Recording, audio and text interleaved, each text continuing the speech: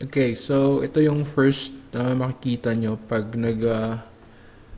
punta kayo sa developers.facebook.com. Alright? So, kung makikita nyo, ito yung mga tabs. So, first thing is you go to apps, then create new app. Ito yung kiklik nyo. Okay, when you create new app, lalabas yung display name. So, ito type nyo lang dito is name ng app, kahit anong gusto nyong pangalan. So, for example, I'm gonna write Monster Poster. So, it's gonna be Monster Poster. Tapos, namespace. Monster Poster. Kahit anong pangalan pwede nyo ilagay dyan. So, it's up to you kung anong gagawin yung pangalan. Then, choose na kayo ng category. So, mamimili kayo dito ng category. So, for example, pipiliin ko dito is utilities. So, yun yung magiging app ko. Utilities siya. Monster Poster. So, create app. So, kung walang kapangalan, okay lang. Pwede siya tatanggapin. Alright, security check.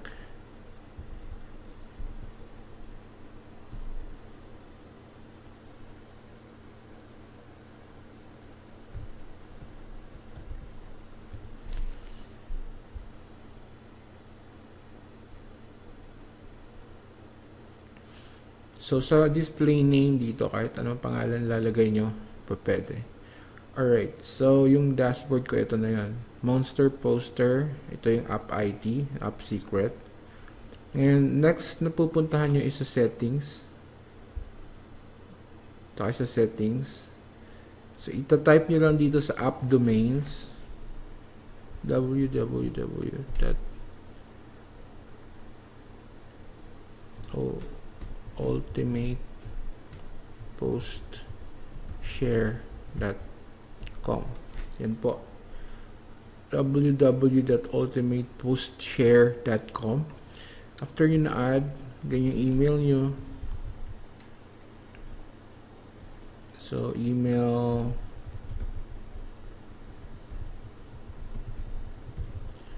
Okay. Then, add platform. Huwag nyo kalimutan. Add platform. So, same. www.postshare.com. Okay. So, yun lang.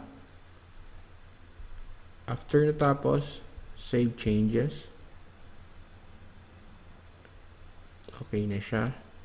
Sa migrations, kailangan naka-off. Okay. So, punta na tayo dito sa status and review. Status and review, kailangan i-click nyo to at gawin yung live yung features ng inyong ng inyong poster or yung apps.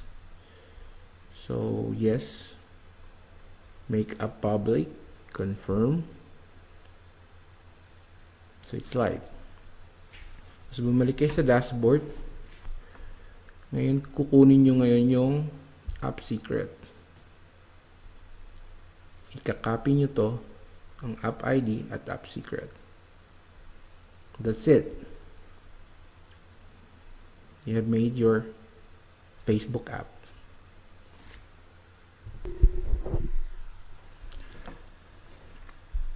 Okay. So, to start using naman your apps, pumunta lang kayo dito sa Ultimate. Type nyo lang www.ultimatepostshare.com. So, pag nasa site na kayo, you just go to members area.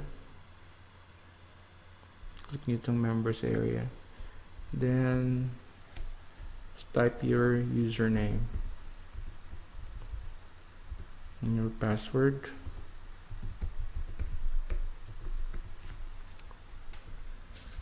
you want to always log in, just put keep me logged in. Okay. So, ito yung first na makikita nyo. If you notice, hindi pa kayo makaka-post agad-agad. Kailangan i-connect nyo to sa Facebook by putting your app ID and your secret code. So, pumunta kayo dito sa settings. Tapos, i-copy nyo yung app ID na ginawa nyo kanina.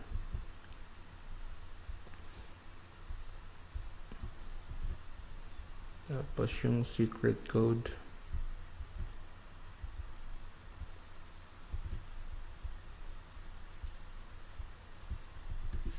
Okay. So, ito yung app ID.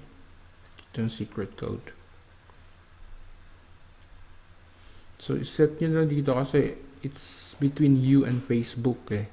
Walang ano yung application doon sa pag ano nyo. So, I would prefer kung i-change nyo to dito. Halimbawa, hindi kayo maka-login. Gawin nyo na lang 1 siguro or 2 times. Hindi kayo maka-post. Para hindi na laging nag-post doon yung application nyo. It's your application actually. So, kung may ginawa kayong spamming or what, kayo yung mabablock, hindi yung apps. Okay? So, you just use it responsibly. Okay, ito na. Pag nalagay mo na yung app ID at app secret, save mo na lang yung settings.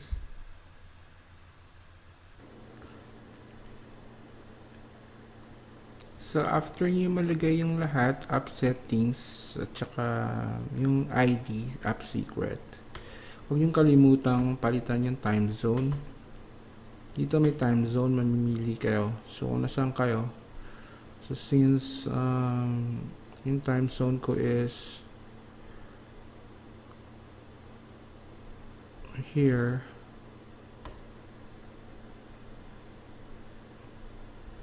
so ito yung time zone ko. So kailangan palitan nyo yan before kayo mag-post. Pag napalitan nyo na siya, then you're ready to post on your dashboard. Okay. Okay, so once it's saved, go back to your dashboard, lalabas na yung Facebook login. Okay, so click Facebook login and it will ask you to permit your apps to use your Facebook. Just click OK. Okay. Okay.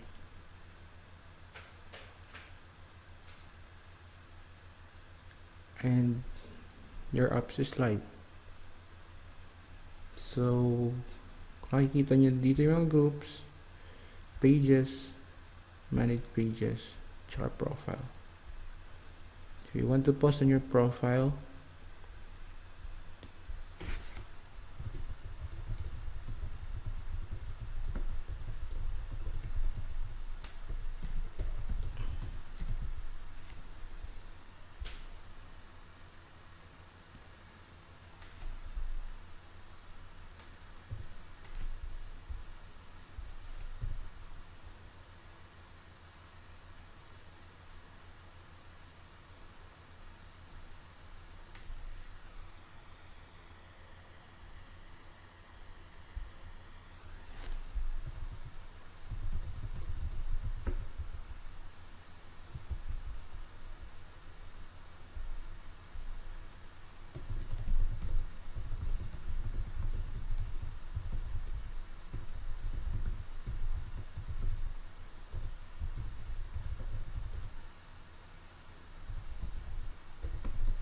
okay. So, since sa profile ko lang siya ipopost, so I'm gonna put 3 seconds interval. But don't do this. Don't do this when you post to several groups dahil baka ma-spam kayo. So since isa lang ang padadalhin ko, so I can do that. Hindi na ako ma-spam. Okay? So after that, publish post.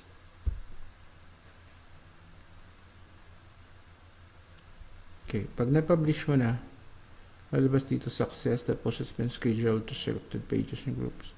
Check mo na siya ngayon sa schedules. Dito.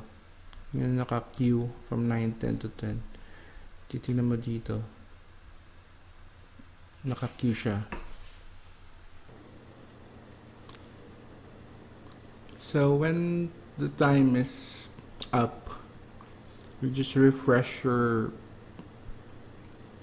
page and you will see green na po siya. Okay? So it means it's posted already dun sa saan mo siya pinost. If you're going to check your profile, so it's there, na-post na siya. So iba-iba yung magiging mukha ng posting. Pag maliit yung picture na sinend mo, ganito yung magiging para siyang ads. So may title, may parang caption, tsaka ito yung message. Ito yung message mo sa taas. Pag maliit yung picture. Pero pag sakto dito yung picture, or malaking picture, malaki din siya nalalabas. So, then you go to your dashboard, make some message, and post. Okay, so if there's any problem, just don't hesitate to message us sa group page, and we are just ready to help you. Thank you.